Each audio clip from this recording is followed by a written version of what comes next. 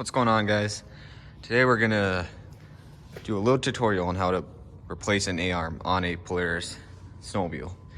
Now I don't know if the A-arms are still the same on today's sleds, but this is a 2014 model, and as we can see, we got the new A-arm. This one got kinked because I hit a culvert in the ditch. So this one actually doesn't come with the ball joint, so that's the first step we have to do, is put the ball joint in. So to get these ball joints in, you basically pound them in, then you put the snap ring around it. But you want to be careful whether you use a press or if you're just hammering it in the vise. You don't want to end up bending these welds right here. So just always be aware of that. So I'm just going to start on the bench with a hammer.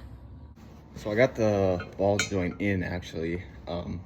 Didn't go in very easy. I'd suggest greasing it up a little around so it maybe slips in a little easier for you. I couldn't get it with a hammer, so I actually used my press, but I think if I would have greased it up, I would have gotten it with a hammer. So make sure you don't forget this. Get your snap ring in there, and then you should be just like that. Time to go on the snowmobile now.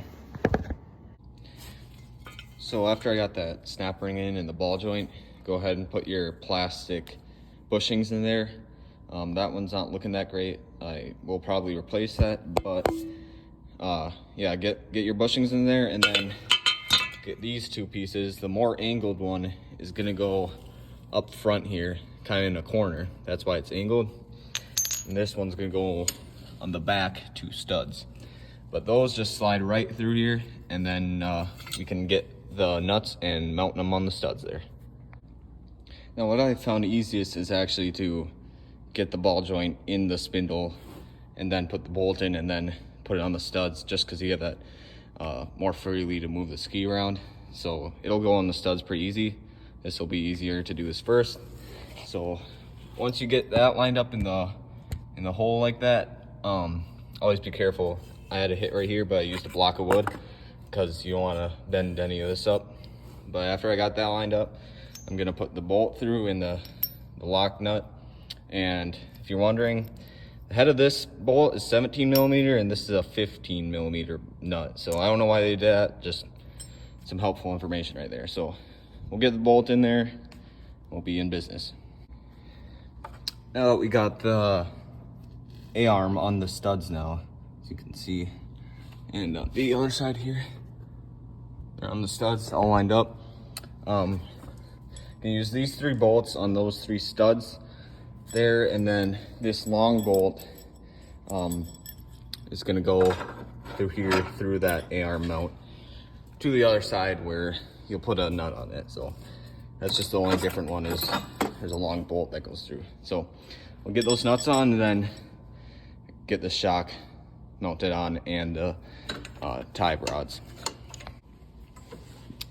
Once you got that long bolt through and tightened up and all three of the nuts on the studs, then we'll get this lined up, and then if you have a jack, kind of drop it down when it's lined up and it should pop right in.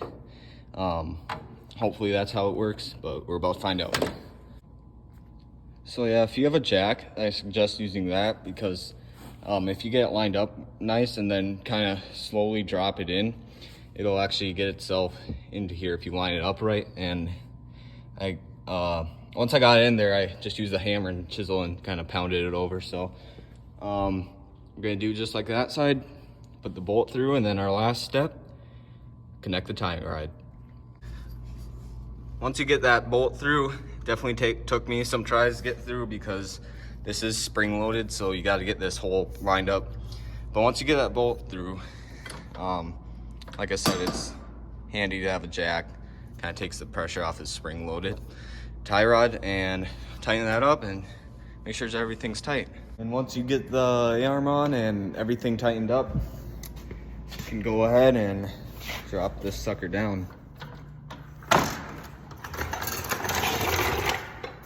When it's dropped down, make sure nothing's bending or your shock isn't bending. Everything looks straight. You know, give it a little steering test. Steers fine. But that is how to replace an A-arm on this Polaris. This is a 2014, so hopefully your Polaris, if you're a Ski-Doo guy or a Arctic Cat, I don't know if it's the same, but it's for a Polaris, and I don't think they've changed the arm much, so I'm hoping this video kind of helped you guys who are struggling, and I hope this helped everybody, and I'm gonna go rip this thing now.